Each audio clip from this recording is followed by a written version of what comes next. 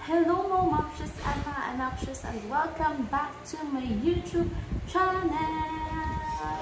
So ayan, so for today's video, I will be sharing with you another code, another bail.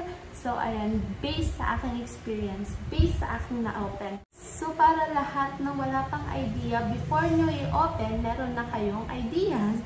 So ayan, madami na akong videos na nagawa na kung saan binibigay ko yung sarili kong feedback based sa na-open kong bail. So maraming salamat sa mga nag-message sa akin na na-appreciate yung aking video. So ayan, so for today, may bago na naman tayong na-open na bail. But this time, Korean bails to mga moms. Diba, nasabi ko nung mga nakaraang video ko, nasabi ko ba na when it comes to shorts, yung mga shorts bail, hindi ko gusto ang US bail. So, ayan. Or kung hindi ko nasabi, so eto, let me explain to you kung bakit. Kasi sa US bails, basta sa mga na-open ko, pero hindi ko pa nakapag-try ng number 1. Marami din kasing code yan. Meron yung big short, meron yung sexy short, meron din yung pag big short, meron yung mix ng palalaki, cargo pants, mga boho, ganyan. Pero nakapag-try ako mag-open ng number 2 nun, and hindi ko talaga siya nagustuhan kasi aside from mga big sizes siya, and masyadong, pagdating sa mga shorts na pambabae, masyado siyang may ikli. Alam niyo naman ng mga Americana, mga sexy yan. Tapos yung iba malalaki, and konti lang talaga yung high waist. Unlike sa Korean bail, ayun, papakita ko sa inyo yung bail na na-open ko. So, ayun. Sabi ko nga sa inyo, pagdating sa mga bails ng short, gusto ko ang Korean. And di ba nga, ilang beses na rin ako nakapag-open ng garterized short. Kasi aside from t-shirt, nag-open din talaga ako ng shorts. Kasi yung iba nating customers, nananawa, yung tawag doon, nananawa, pag puro t-shirt.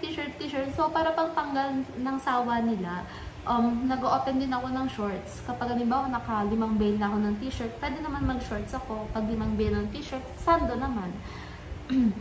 So, ayun na nga. Mas okay kasi sa Korean bail, mas mura siya compare sa US bail. Pero bibihira yung bail na kakakitaan mo ng magagandang laman. So, dinami-dami ng Korean bail shorts na na-inopen ko. Itong code na to yung pinaka-nagustuhan ko at pinaka-malaking kinita ko. Hindi lang siya na doble, tumripli pa yung kita ko sa code na to. Kaya gusto kong i-share sa inyo kasi maganda yung na-i-open ko. Hindi ko lang alam kung consistent siya na lahat ng code na yun, magaganda pag inopen mo. Or natsambahan ko lang dahil first time ko mag-open ng ganung code. Pero for me, ito yung nakita ko. Malilinis siya. Tapos, konti lang talaga yung kanyang, konti lang yung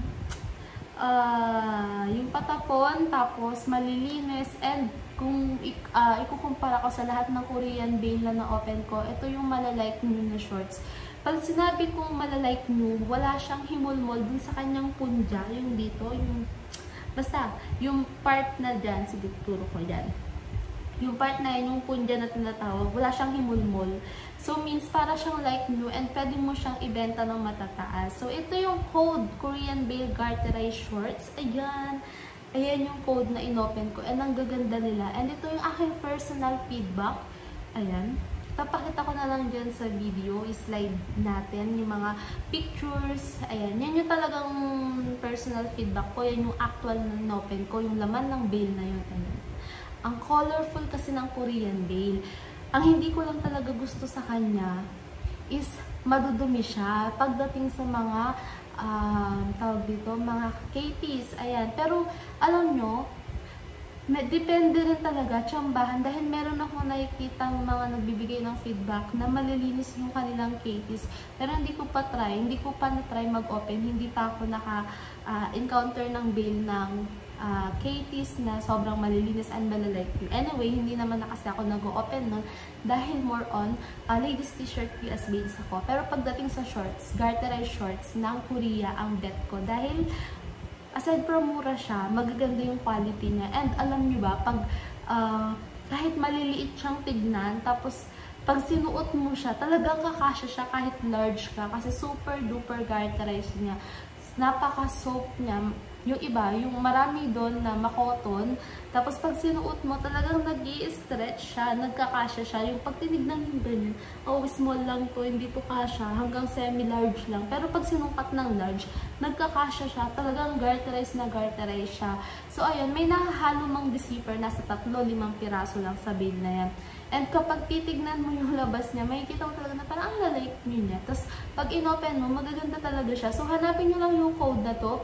Kung gusto nyo mag-open ng shorts ng Korean, ito ay hindi mix short. Pang babae lang talaga to. Garterized short. So, ayan yung feedback, personal feedback ko. Ayan yung actual na in-open ko. Madami dyan yung mga may mga bulsa, tapos ang dami ko rin nakitang branded, like Under Armour. Yung Under Armour shorts kasi pwedeng unisex yun, and kinuha na ng kapatid ko. Try kong picturean. Insert ko pag na-picturean ko ha, tapos hindi ko pa na-i-edit kasi nasa kabilang bahay siya. And Nike, Adidas, ayan, ang daming mga tapos Under Armour for girls, ang daming branded kahit Korean bale siya, so sobra akong natuwa doon. Uniqlo, ayan. Ano pa ba yung mga Anta, ayan, very popular sa mga Korean bale. And tapos para siyang, ayan, marami din siyang ma-high waist. Tapos, ano pa ba? May Zara din ako nakita. Ay, pakita ko. Ayan, ang ganda niyan. Ng Zara na yan. Yan, naibenta ko yan ng mahal. Kasi, malike nyo siya. Tapos, ang ganda pa ng design niya. Gusto ko nga yan eh. Kaso, kailangan natin itinda. Dahil kailangan natin kumita. Alam nyo guys, alam nyo mga momshies. Yan yung pinaka number 1 rule ko sa sarili ko. Pag natitinda, kahit gaano kaganda yung makuha or makita ko dun sabi, hindi ko siya kinukuha. Tinitinda ko siya ng mahal mga moms. Kasi, parang nangihinayang ako sa kikitain ng bale na yun. Mas gusto ko pang mag-mine sa ibang seller kumpara kumuha dun sa bale ko. Kasi nangihinayang talaga ako. So, ititinda ko na lang siya. Kahit mga branded, hindi ko siya kinukuha. Tinitinda ko siya. So, ayan. Pagdating naman kung ilang piraso ang laman niya, 230 pieces. More or less siya mga momshies. And, ayan, nagkakahalaga yan ng, iba-iba kasi ang price, bawat bodega, between 5,800 to 6,500 ang mga garterized shorts. Iba pa yung shipping mga ma'am siya. So, ayan, yan yung bale na gustong-gusto ko, yan, yung code na yan.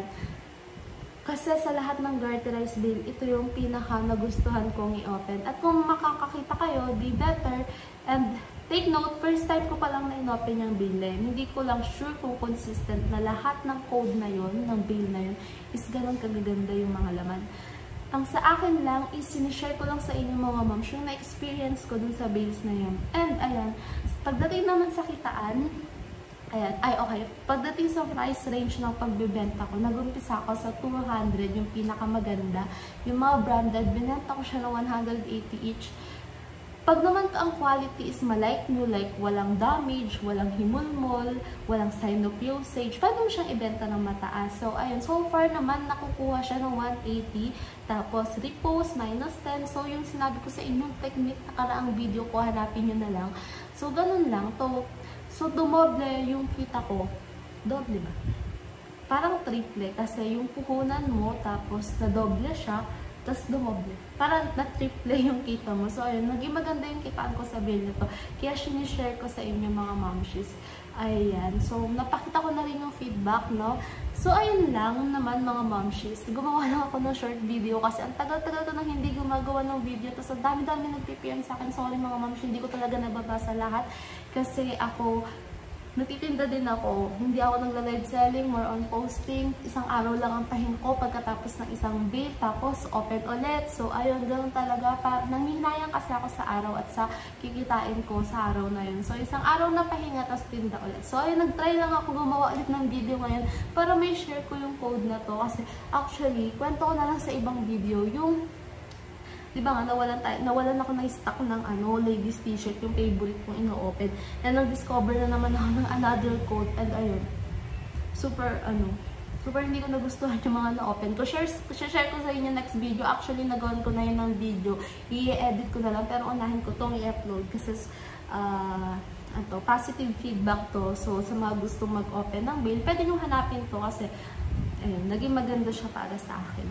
So, ayan, that's all for today's video mga momshies and mga anakshies. Sana na-enjoy nyo ang ating video for today at nagkaroon kayo or nakakuha kayo ng konting idea sa ating video for today. At kung hindi pa kayo nagsasubscribe sa aking channel, please subscribe na po and pindutin nyo na po yung notification bell para ma-notify kayo sa ating mga latest and newest video. So thank you for watching. See you po sa ating next video. Bye!